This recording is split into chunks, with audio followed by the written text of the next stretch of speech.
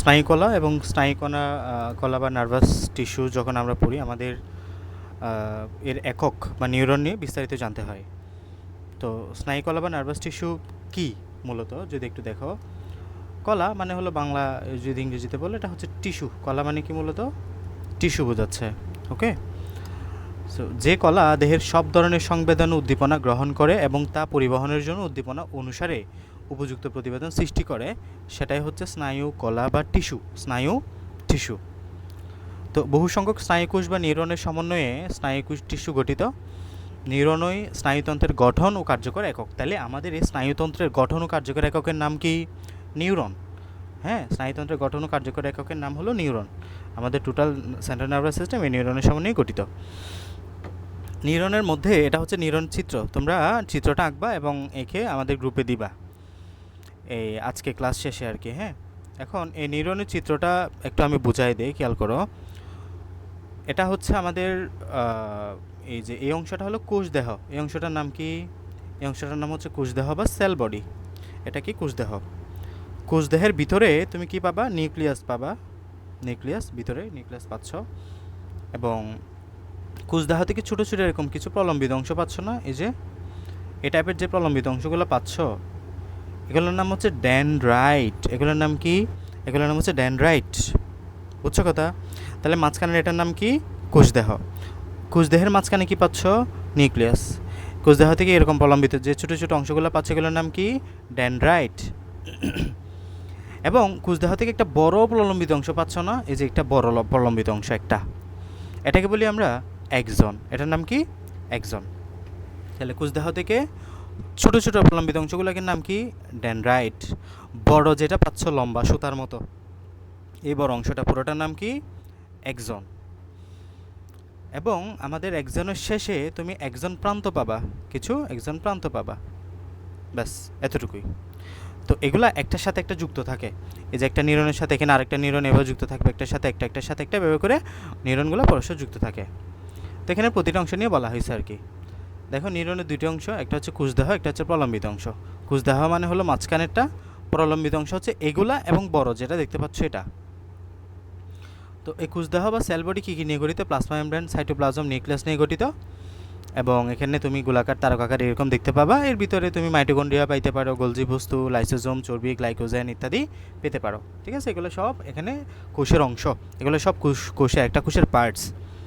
আর প্রলম্বিত অংশ তো বললাম, প্রলম্বিত অংশ যেগুলো ছোটো ছোটো প্রলম্বিত অংশ দেখতে পাচ্ছ, এগুলো হচ্ছে ডেনড্রাইট। আর বড় যেটা দেখতে পাচ্ছ এটার নাম হলো এক্সন। আচ্ছা, তাহলে ডেনড্রন বা ডেনড্রাইট, এই ডেনড্রাইটের অপর নাম হচ্ছে ডেনড্রন। হ্যাঁ, ডেনড্রন।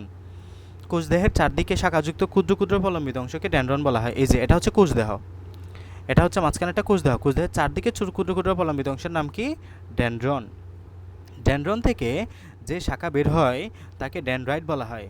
এই যে আমাদের এখান থেকে দেখো, এগুলো হচ্ছে ডেনড্রন, এগুলো এক একটা ডেনড্রন।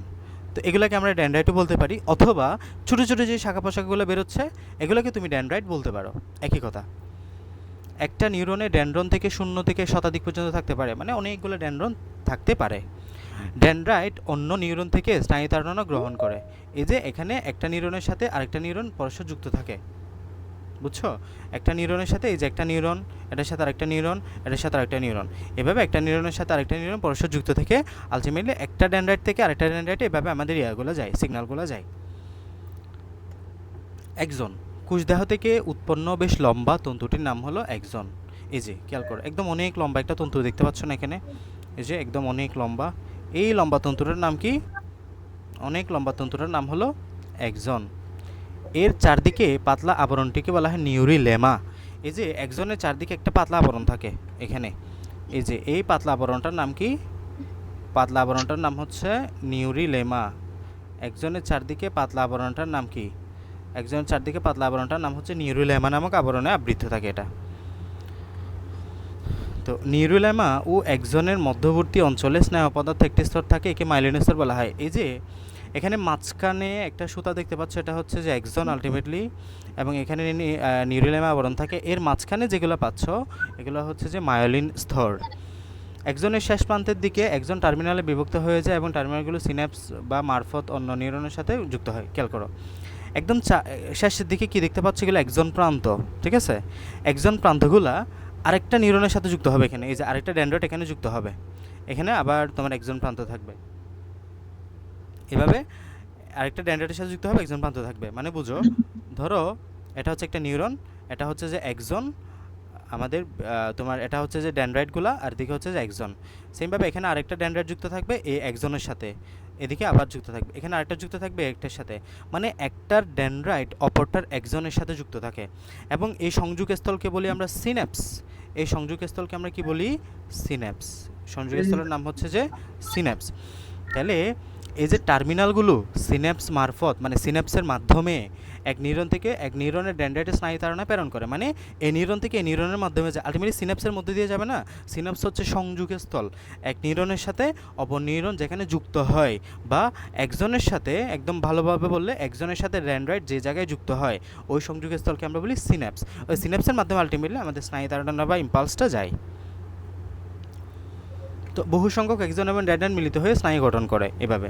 মাইলিন অ্যাসিডটি অবিচ্ছিন্ন নয় এবং নির্দিষ্ট দূরত্ব পরপর এটি বিচ্ছিন্ন অবস্থায় থাকে, এবং বিচ্ছিন্ন স্তনে নিউরোইলামের সাথে একজনের সংস্পর্শ ঘটে, একে রেনবিয়ার পর্ব বলা হয়। এই যে খেয়াল করো, এখানে দেখছো না, কিছুক্ষণ পরপর এই মাইলিন অ্যাসিডটা নাই হয়ে গেছে, এই যে এতটুকু আছে, আবার এই অঞ্চলটুকুতে নাই। এখানে খেয়াল করো, এই যে এতটুকুতে আছে, এই অঞ্চলটুকুতে নাই, এতটুকু আছে, এই অঞ্চলটুকুতে নাই। এই যে এখানে গ্যাপ আছে না একটা, এই গ্যাপটাকে বলতেছে রেনবিয়ারের পর্ব। এই গ্যাপটাকে আমরা কি বলতেছি? রেনবিয়ারের পর্ব, এটাই বলতেছে। এই যে আমরা নিউরোইলামের একজনের সাথে সংস্পর্শ করে একে রেনবিয়ারের পর্ব, আবার নোড অফ রেনবিয়ার বলা হয়। একজন মূলক্ষের আবরণীকে এক্সিলেমা বলা হয়, মূলক্ষের আবরণীকে আমরা এক্সিলেমা বলতে পারি। তো একটি নিউরনের একজনের টার্মিনালের সাথে দ্বিতীয় একটা নিউরনের ডেনড্রাইটের মিলন যুক্ত থাকে না, এটা ফাঁকা সংযোগস্থলের মাধ্যমে এটা যুক্ত থাকে, যাকে সিন্যাপস বলা হয়। এই যে বললাম, একটা নিউরনের টার্মিনালের সাথে এবং একটা নিউরনের ডেনড্রাইট যুক্ত থাকবে যেই জায়গার মাধ্যমে, এটা হচ্ছে যে সিন্যাপস। হুম, কিরে কিছু বলবা ঈশান?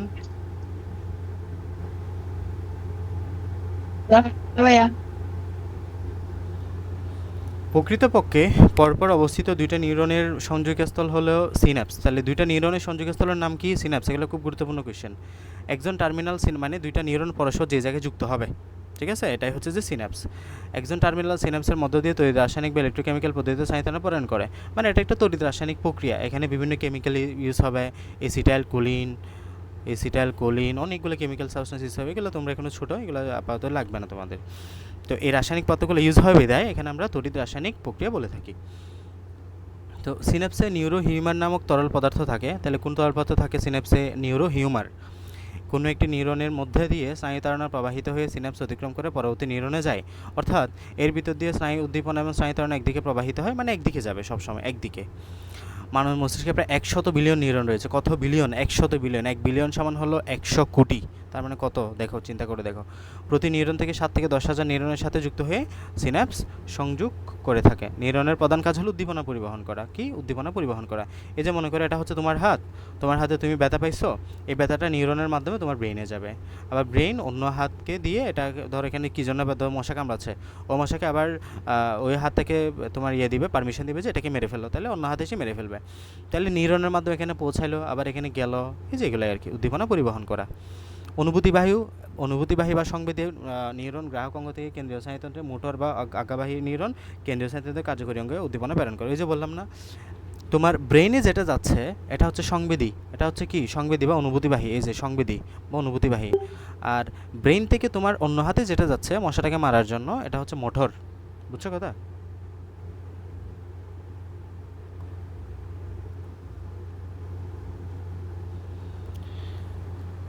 আচ্ছা, এখন আমরা প্রতিবর্তী ক্রিয়ার এখানে একটা চিত্র তোমাদেরকে বলা আছে। আমি একটু আমার নিজের মতো করে এক্সপ্লেন করে যাই, তোমরা রিডিংটা পড়ে নিও। হ্যাঁ, চিত্রটা বুঝে গেলে তোমাদের জন্য একদম সহজ লাগবে। ওকে, শুরুতে তুমি তোমার আঙ্গুলের ত্বক, এটা আঙ্গুল তোমার স্কিন, ধরো তুমি আগুনে হাত দিয়ে ফেলতেছো, এটা একটা আগুন না? আগুনের উৎস, তুমি এখানে হাত দিয়ে ফেলতেছো, তখন কি হবে? ঘটনা কি ঘটবে? তো শুরুতেই তোমার হাতের যে নার্ভগুলো আছে, এই নার্ভগুলো স্টিমুলেট হয়ে আমাদের এই যে এখানে নার্ভ যেগুলো আছে, এগুলো স্টিমুলেট হবে আর কি। স্টিমুলেট হয়ে এই সিগন্যালটা নিয়ে যাবে তোমার কোথায়, এই যে সিগন্যালটা নিয়ে যাবে তোমার ব্রেইনে, এই যে ব্রেইনে গেল, হ্যাঁ, এই যে একটা সিন্যাপস, এখানে একটা সিন্যাপস দেখতে পাচ্ছ, এটা হচ্ছে একটা সিন্যাপস। দেন ব্রেইনে গেল, ব্রেন এখন অন্য নিউরনকে পারমিশন দিবে, অন্য হাতকে পারমিশন দিবে, বা এখানে আরেকটা মাসেল বা আরেকটা মাংসপেশিকে পারমিশন দিবে যে তুমি এখানে যদি হাত রাখো তাহলে পুড়ে যাবা বা ব্যথা পাবা, তোমার হাতটা সরিয়ে নেওয়া দরকার। তাহলে এখন এই যে এখানে আরেকটা কালার দেখতে পাচ্ছ না, এই যে আরেকটা কালার, এই কালারের মাধ্যমে এখানে আরেকটা নিউরন এসে এই মাংসপেশি বা এখানে যে মাংসটা আছে এই মাংসপেশিকে বলবে সংকুচিত করে ফেলো। এই মাংসটা সংকুচিত করলে হাতটা এখান থেকে আলটিমেটলি সরে যাবে, হাতটা দিকে সরে যাচ্ছে। তাহলে একটা কার্য সম্পন্ন হলো না এখানে। খেয়াল করো, তুমি এখানে আঙ্গুলে হাত দিচ্ছ, তোমার এই ব্যথার অনুভূতিটা, এই যে আঙ্গুলের ত্বকে অবস্থিত সংবেদী নিউরনের ডেনড্রাইট ব্যথার অনুভূতি গ্রহণ করে। তোমার আঙ্গুলের নিউরনের যে ডেনড্রাইটগুলো আছে, এই ডেনড্রাইটগুলো তোমার এই সংবেদটা গ্রহণ করলো, তোমার এই সংবেদনটা গ্রহণ করলো। এটা তোমার গ্রহণ করে কোথায় নিয়ে গেল, ব্রেনে নিয়ে গেল, এই যে ব্রেনে নিয়ে যাচ্ছে, কালার দিয়ে দেখাইছে। ব্রেনে নিয়ে যাওয়ার পর ব্রেন কী করছে, এবার এখন ব্রেন তো বলবে না তুমি এখানে হাতটা রাখো তুমি পুড়ে যাও, এভাবে তো বলবে না। ব্রেন এখন ডিসিশন নিবে যে তোমার এখান থেকে হাতটা সরিয়ে ফেলা উচিত। এখন কি করবা, এই যে ব্রেন এটাকে তোমার আরেকটা নিউরনকে এবার সিগন্যাল দিবে, আজ্ঞাবাহী নিউরনের খুঁজ দেখা, এটাকে আজ্ঞা মানে আজ্ঞা যে বহন করবে, নিউরন পারমিশন দিচ্ছে এখন। তাহলে নিউরন এটাকে পারমিট করবে এবং এই নিউরন এই হাতের মাসেলে যাবে, এখানে মাংসপেশি আছে, এই নিউরনের পেশি সংযুক্ত এক্সন প্রান্তগুলো এবার সংকুচিত হবে। এই পেশিটা কী হবে, সংকুচিত হবে। সংকুচিত হলে হাতটা এখান থেকে এখানে চলে আসবে, তোমার সরে যাবে। এভাবে তুমি যখন আঙ্গুলের ত্বকে হঠাৎ করে তোমার পড়ে যায়, হাতটার সাথে সাথে সরাই ফেলো, অথচ এত কিছু কাজ হয়ে যাচ্ছে, এটা উইদিন এ মিলি সেকেন্ড, এটা সাথে সাথে হয়ে যায়, এটা আমরা বুঝতেও পারি না। মনে করো তোমার পা হঠাৎ করে কাটাই পড়ে গেল, তো এই কাজটা সম্পন্ন হবে তখনও সেমভাবে। তখন তোমার পায়ের যে নটন সংবেদী নিউরনগুলো আছে এগুলো স্টিমুলেট হয়ে ব্রেনে যাবে, ব্রেন এবার বলবে তুমি ব্যথা পাচ্ছ, দেন পাকে বলবে এখান থেকে সরাই ফেলো, কিন্তু তুমি তো সাথে সাথে সরাই ফেলো। ঠিক আছে, এটা হচ্ছে মূলত একটা প্রতিবর্ত চক্র, বুঝছো? এই গেল। এরপর আসো যে স্বয়ংক্রিয় স্নায়ুতন্ত্র বা অটোনমিক নার্ভাস সিস্টেম, এটা কীভাবে কাজ করে। তাহলে আমরা বললাম মস্তিষ্ক থেকে 12 জোড়া করোটিক স্নায়ু বের হয় বা 24টা, আর মেরুরজ্জু বা সুষুম্না নাকাণ্ডি থেকে 31 জোড়া সুষুম্না স্নায়ু বের হয়। এগুলো আলটিমেটলি আমাদের সারা সর্বত্র সর্বাঙ্গে ছড়িয়ে ছিটিয়ে থাকে, এগুলোকে আমরা প্রান্তীয় স্নায়ুতন্ত্র বলে থাকি। কী কী আছে এগুলো, চোখ, নাক, কান, জিহ্বা, মুখমণ্ডল, পিণ্ড, পাকস্থলী সব কাজ নিয়ন্ত্রণ করে। মেরুজ্জু থেকে উদ্ভিদ স্নায়ুগুলো অঙ্গ প্রত্যঙ্গ চালনা করে এবং দেহের বাকি অংশ থেকে যাবতীয় অনুভূতি মস্তিষ্কে বয়ে নিয়ে যায়। তো স্বয়ংক্রিয় স্নায়ুতন্ত্র কী কী আছে, যেসব অঙ্গের উপর আমাদের কোনো নিয়ন্ত্রণ নাই সেগুলো স্বয়ংক্রিয় স্নায়ুতন্ত্র দ্বারা পরিচালিত। এই যে আমি যদি তোমাকে বলি তুই হৃৎপিণ্ড বন্ধ করে ফেলো, তুমি কি পারবা? হৃৎপিণ্ড তুমি চাইলে বন্ধ করতে পারবা না। তাহলে এই হৃৎপিণ্ডটা স্বয়ংক্রিয় স্নায়ুতন্ত্র দিয়ে গঠিত, এটা তোমার নিজের ইচ্ছাধীন অনুযায়ী না। স্বয়ংক্রিয় মানে কি, এটা তোমার নিজের ইচ্ছাধীন অনুযায়ী কাজ করবে না। অন্ত্র, এই যে তুমি খাবার খাইছো না, তুমি এখন ইচ্ছা করলে চাইলে কি তুমি বলো যে আমি আজকে সারাদিন খাবো না, আমি আমার ইন্টেস্টাইন বা আমার অন্ত্রের মধ্যে ক্ষুদ্রান্ত বৃহদন্ত আছে না, ওই ইন্টেস্টাইনের মধ্যে খাবারটা এখানে আটকে রাখবো আমি, যাতে এটা এদিক দিয়ে না যায়, আমার যাতে খিদা না লাগে। তবে পারবা না চাইলে। সেমভাবে পাকস্থলীয়, অগ্নাশয়, ঠিক আছে, এগুলো আমাদের কোনোটাই নিয়ন্ত্রণে নাই, এটা নিজে নিজে চলে যে স্বয়ংক্রিয় স্নায়ুতন্ত্র দিয়ে। এইসব তন্ত্রের কার্যকারিতার উপর মস্তিষ্ক বা মেরুজ্জুর প্রত্যক্ষ প্রভাব না থাকায় অনেকটা স্বাধীন এবং স্বতন্ত্রভাবে আপন কর্তব্য সম্পাদন করে। এখন আসো উদ্দীপনা সঞ্চালন বা ট্রান্সমিশন অফ ইম্পালস কীভাবে হয়। আমি আবার চিত্রটা একটু বুঝাই দিই, তোমরা বুঝে যাবা। দেখো আমি ঠিক এই উদাহরণটা দিব, তুমি এখন মোবাইলের দিকে তাকাই আছো, আমার কথাগুলো শুনছো, মোবাইলের দিকে মানে মোবাইলের মধ্যে বই আছে, আলটিমেটলি আমার পিডিএফটা দেখতে পাচ্ছ। তো দেখো এটা হচ্ছে যে তুমি সূর্যের আলো মনে করো তোমার বইয়ের উপর পড়তেছে, বই থেকে আলোটা তোমার চোখে যাচ্ছে, দেন তুমি বইয়ের অক্ষরগুলা বা শব্দগুলা দেখতে পাচ্ছ, মানে তুমি পড়তে পারতেছো। তাহলে পড়তেছো, দেন তুমি যেটা পড়তেছো এটা তুমি মুখে বলতেছো, এই যে মুখে বলতেছো। তাহলে খেয়াল করো, তুমি একটা বিষয় দেখতেছো, দেখে দেখে বলতেছো, চোখে গেল, এটা চোখ তোমার ব্রেন এটাকে পড়লো, পড়ে ব্রেন আবার এটাকে তোমার মুখ দিয়ে বলতেছো, বলে তুমি আবার বলতেছো, তোমার বলাটা আবার এদিকে ধরো আরেকজন শুনতেছে, এই যে তার কানে যাচ্ছে, সে শুনতেছে, তার ব্রেনে আবার কথাটা গেল, এবং সে এবার এগুলো লিখতেছে, তার পেশি বা হাতের মাসেলকে সে সে সেটা দিয়ে লেখাচ্ছে। এই টোটালটা হলো একটা উদ্দীপনা সঞ্চালন প্রক্রিয়া, বুঝছো? যে সূর্য থেকে আলো প্রতিফলিত হচ্ছে, প্রতিফলিত আলো চোখে এসে পড়ছে, রেটিনা উদ্দীপনা সৃষ্টি করছে, আলো শিক্ষকের স্নায়ু দিয়ে মস্তিষ্কে পৌঁছায়, মুখমণ্ডল চিকপেশির প্রয়োজন নির্দেশ দেয়, মানে মুখটা নড়তেছে না, তো ওই চিকপেশিকে বলতে হচ্ছে যে কথাটা বলতে। সো এভাবে করে শব্দ তৈরি হলো, শব্দ তৈরি হলে সে শুনতে পেলো, শোনার ফলে ব্রেনে গেল, দেন ব্রেন এটাকে আবার নির্দেশ দিল যে এটা লেখার জন্য, হাতের মাসেলে গেল এটা, দেন হাত এটাকে লিখতেছে। এইভাবে টোটাল কার্যটা সম্পন্ন হয়, বুঝছো? তো এখানে এটা ভেবে বলা আছে যে পরপর সংযুক্ত অসংখ্য নিউরন দিয়ে তন্তুর ভিতর দিয়ে উদ্দীপনা বা তাড়না শেষ পর্যন্ত মস্তিষ্কে পৌঁছায় প্রতি সেকেন্ডে এর বেগ 100 মিটার। তবে স্নায়ুর ধরন ভেদে তারতম্য হতে পারে। পরিবেশ থেকে যে সংকেত স্নায়ুর ভিতর দিয়ে প্রবাহিত হয়ে মস্তিষ্কে পৌঁছায় তা স্নায়ু তাড়না উদ্দীপনা বলা হয়। তো এই যে আমাদের মস্তিষ্কে যেটা পৌঁছালো পরিবেশ থেকে, এটা হচ্ছে স্নায়ু তাড়না উদ্দীপনা। নিউরনের কার্যকারিতার ফলে উদ্দীপনা প্রয়োজনীয় অঙ্গগুলোতে সঞ্চালিত হয়। এটি মাংসপেশিতে সঞ্চালিত হতে পেশি সংকুচিত হয়ে সাড়া দেয়। মানে ধরো এই যে তুমি তোমার হাত এখানে আছে ধরো, তো এখানে তোমার পিন দিয়ে একটা ফুটা দিল, তুমি হাতটা এখানে রাখবা না, তোমার হাতটা সংকুচিত হয়ে পিছনের দিকে চলে যাবে, এটাই পেশি সংকুচিত হয়ে সাড়া দেয়, পিছনের দিকে চলে গেল না, সাড়া দিছে। ফলে প্রয়োজন মতো বিভিন্ন অঙ্গ সঞ্চালিত হয়। এই যে তুমি হাতটা নাড়াইতে পারতেছো, এই তাড়না গ্রন্থিতে পৌঁছালে সেখানে রসকরিত হয়। এখন তুমি ধরো কোনো গ্রন্থিতে পৌঁছালো, আমাদের যে প্যানক্রিয়াস আছে, অগ্নাশয় আছে, অগ্নাশয়ে পৌঁছালে এখানে রসকরিত হবে। অনুভূতিবাহী স্নায়ু উত্তেজিত হলে সেই উত্তেজনা মস্তিষ্কের দিকে অগ্রসর হয়ে যন্ত্রণাবোধ, মানে ব্যথা, এই যে আমি তোমাকে ব্যথা দিচ্ছি, স্পর্শ জ্ঞান, এই যে তুমি কোনো কিছু টাচ করলে সেটা অনুভব করতে পারো, দর্শন মানে তুমি দেখতে পাচ্ছ, এগুলো সব অনুভূতি উপলব্ধি করায়। তো এখানে আমাদের যে কথাটা বলছে এখানে এটা বলা হয়েছে, এই কথাবার্তাগুলোর মধ্যে এগুলো একটু রিডিং করে নিও। এখন আমরা আমাদের মোটামুটি নার্ভাস সিস্টেম শেষ, হ্যাঁ, এতটুকুই। আমরা মেনলি গতকাল যেগুলো পড়ছি সেগুলো খুব গুরুত্বপূর্ণ ছিল। আজকে আমরা নিউরন যেটা পড়লাম এটা খুব গুরুত্বপূর্ণ। সো তোমরা এখন ক্লাস শেষ হওয়ার পরে নিউরনের চিত্রটা সুন্দর মতো এঁকে ফেলবা এবং নিউরনটা একটু পড়ে নিও, হ্যাঁ, খুব মনোযোগ দিয়ে নিউরনটা পড়ে নিও। নিউরনের চিত্রটা কিন্তু পরীক্ষায় বারবার আসে, তোমার সিকিউতে সৃজনশীল প্রশ্নে, সেটা সুন্দর মতো এঁকে নিও এবং ভালো মতো করে পড়ে নিও। ওকে, আমি হরমোনটা একটু পড়াই দিই।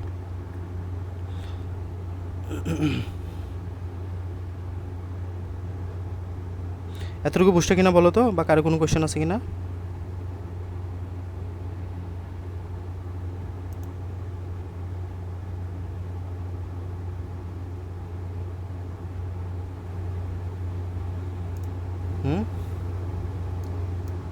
ঈশান, বোঝা গেছে?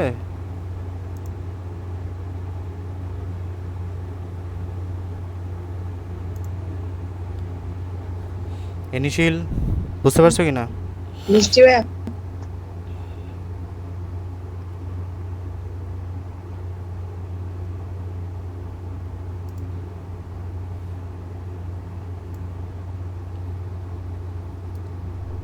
এনিশিল, শুনতে পাচ্ছ আমাকে?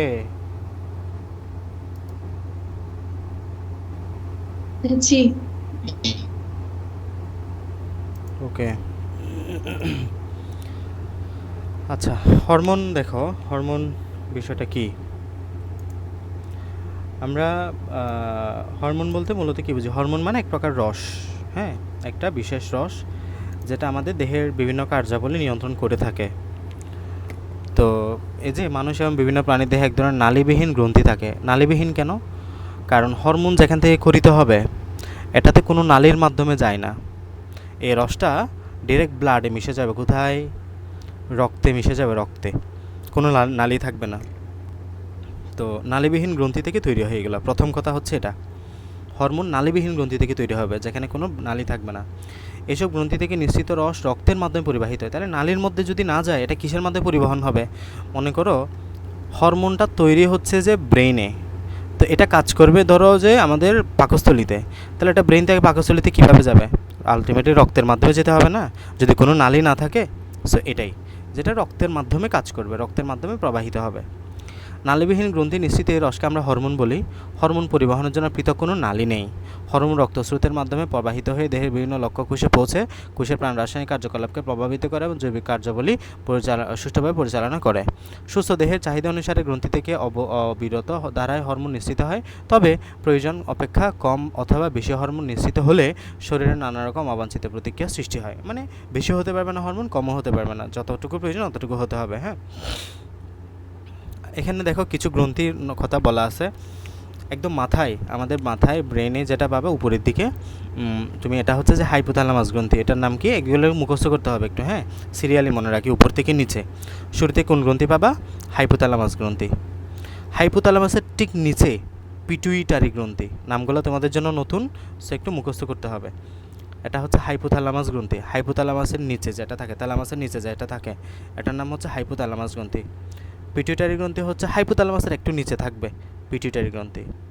এটা হচ্ছে আমাদের থাইরয়েড, হ্যাঁ, এই থাইরয়েড, এই যে গলার এখানে, এটা অনেক সময় ধরতে পারবা, বিশেষ করে আমরা পুরুষ যারা আছি তারা এটা ধরতে পারো, থাইরয়েড গ্রন্থি, হ্যাঁ, এটা হচ্ছে থাইরয়েড গ্ল্যান্ড, থাইরয়েড কার্টিলেজের মধ্যে থাকে।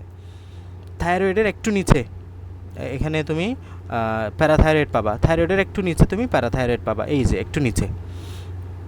এরপর হচ্ছে থাইমাসটা ছোটোবেলায় বড় থাকে, বাট বড় হলে এটা আস্তে আস্তে ছোটো হয়ে যায়, যখন বয়স বাড়ে এটা আস্তে ছোটো হয়ে যায়। এটা হচ্ছে কিডনি, বুঝছো, এটা কি, কিডনির ঠিক উপরে, থাকবে অ্যাড্রেনাল গ্রন্থি। এটা কি, অ্যাড্রেনাল বা সুপ্রারেনাল বলা হয়। তাহলে কিডনির ঠিক উপরে যে গ্রন্থি পাবা এটার নাম হচ্ছে অ্যাড্রেনাল। এবং এখানে আমার এটা যদিও আঁকাটা ঠিক হয় নাই, এখানে লিভার থাকবে, লিভারের পাশে আমাদের পাবা অগ্নাশয়, এটার নাম প্যানক্রিয়াস বা অগ্নাশয়। এই অগ্নাশয় থেকে অনেক হরমোন নিঃসৃত হবে, আলফা, বিটা, ডেল্টা, গামা, পিপি। এই বিটা সেল থেকে ইনসুলিন গঠিত হয়, ইনসুলিন একটা হরমোন। তো কারো যদি ইনসুলিন হরমোনের সমস্যা থাকে বা ঠিকভাবে গঠিত না হয়, যে রোগটা হয় তাকে আমরা বলি ডায়াবেটিস মালাইটাস বা ডায়াবেটিস, ঠিক আছে। তো ডায়াবেটিস রোগীদের অনেক সময় দেখো না ইনসুলিন দিতে, ইনসুলিনটা যদি পর্যাপ্ত গঠিত না হয় প্যানক্রিয়াস থেকে বা অগ্নাশয় থেকে, তখন আমাদের ইনসুলিনটা পুশ করতে হয়, ইনজেকশনের মাধ্যমে রোগীকে এটা দিতে হয়, বুঝছো। তাহলে এটা কি, অগ্নাশয় থেকে আমরা একটা বিশেষ হরমোন পাই যেটার নাম হচ্ছে ইনসুলিন, মনে থাকবে, যেটার অভাবে ডায়াবেটিস রোগ হয়। এরপর আসো, তো এটা হচ্ছে যে মহিলা, এটা হচ্ছে যে পুরুষ। মহিলাদের ক্ষেত্রে এখানে গর্ভাশয় বা ওভারি থাকবে, এই গর্ভাশয় বা ওভারিটাও একটা গ্রন্থি হিসেবে কাজ করে। আর এটা হচ্ছে শুক্রাশয় বা টেস্টিস, এই শুক্রাশয় একটা গ্রন্থি হিসেবে কাজ করবে, যেখান থেকে বিভিন্ন হরমোন নিঃসৃত হবে। সো এটাই হচ্ছে টোটাল পরিচিতি আমাদের গ্রন্থি সম্পর্কে। এখন এগুলো নিয়ে বিস্তারিত কথাবার্তা বলা আছে, এগুলো একটু পড়তে হবে। পিটুইটারি গ্রন্থির অপর নাম হচ্ছে হাইপোফাইসিস, এটা মস্তিষ্কের নিচের অংশে অবস্থিত, মানবদের প্রধান হরমোন উৎপাদনকারী গ্রন্থি। তাহলে যদি বলা হয় মানবদের প্রধান গ্রন্থি কোনটা, বলবা যে পিটুইটারি গ্রন্থি। কোন গ্রন্থি? পিটুইটারি গ্রন্থি। এটাকে মানবদের প্রভু গ্রন্থিও বলা হয়, প্রভু। এবং এই গ্রন্থির হরমোনের প্রভাব সবচেয়ে বেশি অন্য গ্রন্থির উপরে। সবচেয়ে বেশি গুরুত্বপূর্ণ নালীবিহীন গ্রন্থি হলেও আকারে সবচেয়ে ছোটো, মানে সাইজে ছোটো হলেও কাজ সবচেয়ে বেশি। কী কী হরমোন নিঃসৃত হয় এটা একটু তোমাকে জানতে হবে। এই যে gonadotropic hormone, somatotropic hormone, thyroid stimulating hormone. এই গোনাডোট্রপিক হরমোন হচ্ছে যে আমাদের বৃদ্ধি হওয়ার জন্য দায়ী, হ্যাঁ, এটার অপর নাম হচ্ছে গ্রোথ হরমোন। এটার অপর নাম কি? এই সোমাটোট্রপিক হরমোনের অপর নাম হচ্ছে গ্রোথ হরমোন। সোমাটোট্রপিক হরমোনের অপর নাম কি? Growth hormone. মানে আমরা ছোটো থেকে বড় হই না, এই ছোটো থেকে বড় হওয়ার জন্য দায়ী যে হরমোন তাকে সোমাটোট্রপিক হরমোন বলা হয়। এই গ্রোথ হরমোন যদি কারো বেশি হয় সে দেখবে যে অনেক বেশি বড় হয়ে গেছে, মানে বেশি লম্বা হয়ে গেছে। আর কারো যদি ছোটো হয় তাহলে সে দেখবে যে লম্বা হচ্ছে না। সো অনেকেই আবার যারা একটু লম্বা হচ্ছে না বা মানে হাইট একটু ছোটো, তাদের দেখা যায় যে বিদেশে, বিশেষ করে বাংলাদেশে কম দেওয়া হয়, গ্রোথ হরমোন দেওয়া হয়, এই সোমাটোট্রপিক হরমোনটা দেওয়া হয়। এরপরে থাইরয়েড স্টিমুলেটিং হরমোন, টিএসএইচ। এই টিএসএইচ হরমোনটা খুবই গুরুত্বপূর্ণ, এটা আমাদের মোটামুটি অনেক কাজ নিয়ন্ত্রণ করে। এই টিএসএইচ হরমোনের পাবে অনেকগুলো রোগও হতে পারে। এরপর হচ্ছে অ্যাড্রেনোকর্টিকোট্রপিক হরমোন। এটা কি বলবা? অ্যাড্রেনোকর্টিকোট্রপিন হরমোন, এটিসিএইচ, এসিটিএইচ, অ্যাড্রেনোকর্টিকোট্রপিক হরমোন। এই পিটুইটারি গ্রন্থি থেকে এসব হরমোন আমরা পেয়ে থাকি। থাইরয়েড গ্রন্থি থেকে তুমি থাইরক্সিন হরমোন পাবা, T3, T4, ট্রাইআইডোথাইরোনিন, T4 ইত্যাদি পাবা। এখানে একটা হরমোন কথা বলা আছে, ক্যালসিটোনিন হরমোন, বিপাকের সাথে এটা জড়িত। তো এটাই মনে রাখি যে থাইরয়েড গ্রন্থি থেকে কোন হরমোন পাবো? থাইরক্সিন। এই যে প্রধানত থাইরক্সিন হরমোন আমরা পেয়ে থাকি। প্যারাথাইরয়েড গ্রন্থি থেকে তুমি প্যারাথরমোন পাবা, হ্যাঁ। মানুষের সাধারণত 4টি প্যারাথাইরয়েড গ্রন্থি থাকে, যেগুলো সবগুলো থাইরয়েড গ্রন্থির পিছনে অবস্থিত, এবং এই গ্রন্থি থেকে আমরা প্যারাথরমোন পেয়ে থাকি। থাইমাস গ্রন্থি থেকে মনে রাখবো যে থাইমোসিন গ্রন্থি পেয়ে থাকি, থাইমোসিন হরমোন আমরা পেয়ে থাকি। অ্যাড্রেনাল বা সুপ্রারেনাল গ্রন্থি থেকে আমরা অ্যাড্রেনালিন হরমোন পেয়ে থাকি। অ্যাড্রেনালিন হরমোনটাকে বলা হয় জীবন রক্ষাকারী হরমোন, হ্যাঁ, এটাকে বলা হচ্ছে লাইফ সেভিং হরমোন। এই হরমোনটা যদি একটু ইমব্যালেন্স হয় মানুষ সাথে সাথে মারা যাবে। এই অ্যাড্রেনালিন হরমোনের অপর নাম হচ্ছে লাইফ সেভিং হরমোন। এটা খুব গুরুত্বপূর্ণ অ্যাড্রেনালিন হরমোন, বা যেটা সুপ্রাঅ্যাড্রেনাল গ্ল্যান্ড থেকে নিঃসৃত হয়, কিডনির উপরে যেটা থাকে। আইলেটস অফ ল্যাঙ্গারহ্যান্স, ওই যে বললাম অগ্নাশয়, অগ্নাশয়ের মধ্যে একটা আইলেটস অফ ল্যাঙ্গারহ্যান্স নামক একটা কোষপুঞ্জ থাকে, ওইখান থেকে ইনসুলিন এবং গ্লুকাগন হরমোন করিতে হয়। এই ইনসুলিন রক্তে গ্লুকোজের মাত্রা নিয়ন্ত্রণ করে। যদি কারো ইনসুলিন ঠিকভাবে করিতে না হয় তাহলে ইনসুলিন গ্লুকোজ বেড়ে যাবে, যাকে আমরা ডায়াবেটিস বলে থাকি। গুণাট বা জননাঙ্গ, তাহলে গুণাট থেকে মেয়েদের ডিম্বাশয় থাকবে, ছেলেদের শুক্রাশয় থাকবে। এগুলো থেকে যে হরমোন করিতে হবে এগুলো বয়সের লক্ষণগুলো নিয়ন্ত্রণ করবে।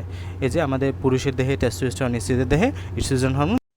বাস, এখন আসো, এই হরমোন যদি ঠিকঠাকভাবে করিতে না হয় কী কী রোগ হতে পারে। হ্যাঁ, এই যে থাইরয়েডের সমস্যা হতে পারে, যদি তোমার থাইরয়েড হরমোনটা এখানে T3 T4 যেগুলো আছে এগুলো ঠিকভাবে যদি করিতে না হয় তাহলে আমাদের এই রোগগুলো হতে পারে, থাইরয়েডের সমস্যা হতে পারে। এই যে পানিতে আয়োডিনের অভাব থাকায়, আমাদের খাদ্যে আয়োডিনের তোমার পানিতে আয়োডিন থাকায়, সামুদ্রিক মাছ মানুষের খাদ্যে আয়োডিনের অন্যতম মূল উৎস। আয়োডিনযুক্ত খাবার খেলে থাইরয়েড হরমোন তৈরি হয়। দেখা গেছে সমুদ্র থেকে দূরে অবস্থিত যে অঞ্চলগুলো আছে বাংলাদেশের উত্তরবঙ্গ, এই যে আমি যেখানে আছি রংপুর, এখানে গয়টা রোগীর সংখ্যা অনেক বেশি, কারণ এখানে আমাদের থেকে সমুদ্র অনেক দূরে, সমুদ্র তো আমাদের চট্টগ্রামের পাশে একদম। সো আমাদের চট্টগ্রামের দিকে এই রোগগুলো সচরাচর হয় না, যেহেতু এখানে আমরা আয়োডিনযুক্ত খাবার বেশি খেয়ে থাকি। আমরা যে শাকসবজিগুলো খাই এখানে প্রচুর আয়োডিন থাকে।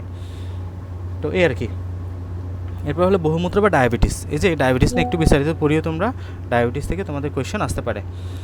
দেখো ডায়াবেটিস কি, তো আমাদের অগ্নাশয় পড়লাম না আমরা, অগ্নাশয় একটা গ্রন্থি পড়লাম না, অগ্নাশয় থেকে আইলেটস অফ ল্যাঙ্গারহ্যান্স একটা গ্রন্থি আছে। এই যে অগ্নাশয়ের মধ্যে আইলেটস অফ ল্যাঙ্গারহ্যান্স নামক একটা কোষপুঞ্জ আছে।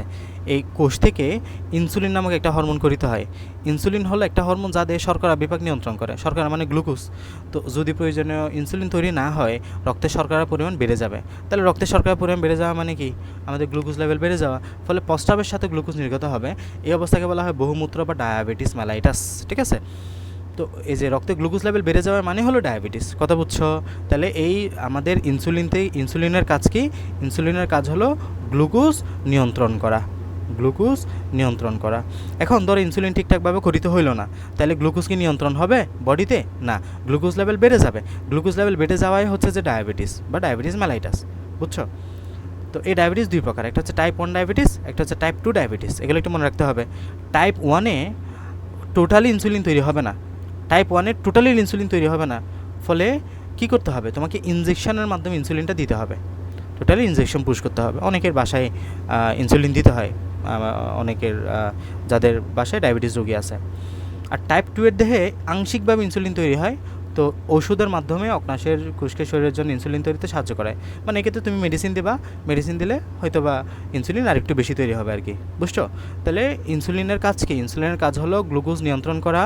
এই ইনসুলিন কোথায় থাকে? আইলেটস অফ ল্যাঙ্গারহ্যান্স নামক একটা কোষ থেকে তৈরি হয় অগ্নাশয়ের। তো এটা যদি ঠিকভাবে তৈরি না হয় গ্লুকোজ লেভেলটা বেড়ে যাবে, যেটাকে আমরা ডায়াবেটিস মেলাইটাস বলতেছি। ডায়াবেটিস মেলাইটাস দুই প্রকার, একটা হচ্ছে টাইপ 1, একটা হচ্ছে টাইপ 2। টাইপ 1-এ কী হয়, ইনসুলিন টোটালি তৈরি হয় না, ইনসুলিন বাইরে থেকে দিতে হয়। আর টাইপ 2-তে কী করতে হয়, ইনসুলিন আংশিকভাবে তৈরি হয়, ওষুধের মাধ্যমে এটাকে বাড়ানো যায়। ঠিক আছে, টাইপ 2-তে তোমাকে ইনজেকশন না দিলেও চলবে। তাই টাইপ 2 ডায়াবেটিসে কোনো ইনসুলিনের স্থায়ী ঘাটতি হয়ে যেতে পারে, অথবা চিকিৎসা পদ্ধতির মাধ্যমে ওষুধ বন্ধ রাখতে হতে পারে, তখন ইনসুলিন ছাড়া উপায় থাকে না। ঠিক আছে, এগুলো একটু রিডিং করবা। তো রক্ত বা প্রস্রাবে গ্লুকোজের মাত্রা বেড়ে গেলে এই রোগের লক্ষণ প্রকাশ পায়। লক্ষণগুলো ঘন ঘন প্রস্রাব হওয়া, অধিক পিপাসা লাগা, ক্ষুধা বেড়ে যাওয়া, পর্যাপ্ত খাবার খাওয়া সত্ত্বেও দেহের ওজন কমতে থাকা, ইত্যাদি ইত্যাদি। এগুলো একটু পড়ে নিও। ডায়াবেটিস রোগ নির্ণয় চিকিৎসা, তাহলে ডায়াবেটিস রোগ কীভাবে নির্ণয় করবা? গ্লুকোজ টেস্ট করতে হবে, OGTT, oral glucose tolerant test, একটা টেস্ট করা হয়। যাদের ডায়াবেটিস বাসায় পেশেন্ট আছে তারা দেখবা যে কিছুদিন পর পর তারা ডায়াবেটিস সেন্টারে যায় এবং ওজিটিটি নামক একটা টেস্ট করে, oral glucose tolerant test. Oral glucose tolerant test নামক একটা টেস্ট করবে এবং রক্তে গ্লুকোজের মাত্রা নিয়ন্ত্রণ করে আলটিমেটলি এটা আমরা নির্ণয় করতে পারি।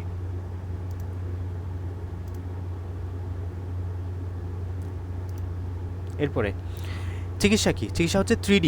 এই যে ডিসিপ্লিন, ডায়েট, ড্রাগ, মানে তোমাকে শৃঙ্খলা মেনে চলতে হবে, একটা নির্দিষ্ট নিয়মের মধ্যে যেতে হবে, যাতে তোমার এই যে ব্যায়াম, যত্ন নেওয়া ইত্যাদি, ব্যায়াম,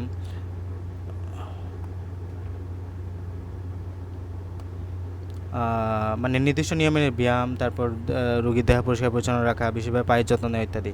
খাদ্য নিয়ন্ত্রণ, মানে তোমার চিনি জাতীয় খাবার কম খেতে হবে, মিষ্টি জাতীয় খাবার কম খেতে হবে। ওষুধ সেবন, ডাক্তার যে ওষুধগুলো দেয় এগুলো ড্রাগগুলো গ্রহণ করতে হবে ঠিকঠাকভাবে। ইনসুলিন দিলে ইনসুলিন নিতে হবে। এই এরপরে যে রোগের কথা বলা হয়েছে সেটা হচ্ছে স্ট্রোক। স্ট্রোক মানে কি? স্ট্রোক মানে হলো মস্তিষ্কে রক্ত সরবরাহ হঠাৎ বন্ধ হয়ে যাওয়া। যেটা হচ্ছে ব্রেন আলটিমেটলি কীভাবে কাজ করে, যেখানে রক্ত যাবে ব্রেনের মধ্যে অক্সিজেনযুক্ত রক্ত যাবে, অক্সিজেনযুক্ত রক্তটা কাজ করবে এবং আমাদের ব্রেন ফাংশন করবে। সামহাও যদি ব্রেনের মধ্যে যে রক্তনালীগুলো আছে এগুলোর মধ্যে কোনো কারণে ব্লক হয়ে যায়, অক্সিজেনযুক্ত রক্ত যদি ঠিকভাবে যাইতে না পারে, ব্রেন অক্সিজেনের অভাবে মারা যাবে এবং এটাকে আমরা বলি স্ট্রোক। ঠিক আছে? তাহলে স্ট্রোক এবং হার্ট অ্যাটাককে তোমরা মেলাবা না। হার্ট অ্যাটাক কোথায় হয়? হার্টে হয়। হার্টে যখন রক্ত সরবরাহ বাধাগ্রস্ত হবে তখন তাকে আমরা বলি হার্ট অ্যাটাক। আর স্ট্রোক হবে মূলত মাথায়, এটা আমাদের ব্রেনে হবে। ব্রেনে যখন পর্যাপ্ত অক্সিজেনযুক্ত রক্ত যাবে না তখন তাকে আমরা বলি স্ট্রোক। ঠিক আছে? তো স্ট্রোক হয় মস্তিষ্কে, হৃৎপিণ্ড নয়। যদিও ব্যাপারে অনেক ভুল ধারণা আছে। মস্তিষ্কে রক্তক্ষরণ বা রক্তনালীর ভিতরে রক্ত জমাট বেঁধে রক্ত চলাচল বাধাগ্রস্ত হওয়া, দুইভাবে স্ট্রোক হতে পারে। এই আর কি।